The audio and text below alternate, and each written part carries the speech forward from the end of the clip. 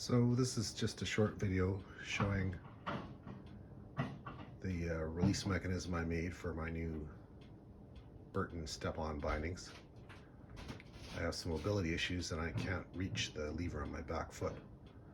So I constructed this out of bicycle brake cable, some zip ties, and a bit of webbing.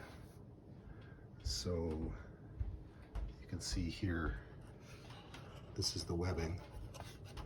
This part of the release lever is narrower than here, so if you sew this tight, you have to actually sew it on the lever, then it's never going to slide off. And the other end is also looped. The brake cable, of course, it comes much longer, so you just have to cut it to length.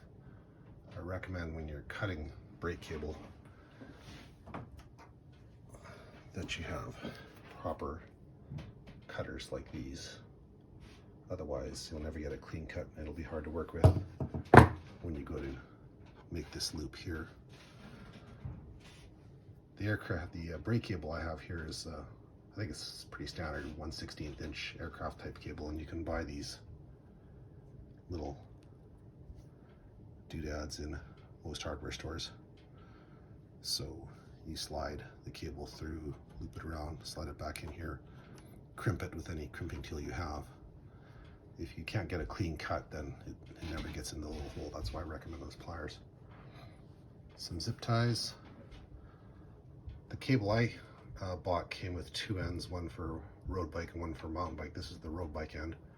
So I just used a little piece of wood here. I drilled a 16th inch hole or slightly larger through all the way through, and then I drilled a hole big enough for the thick end.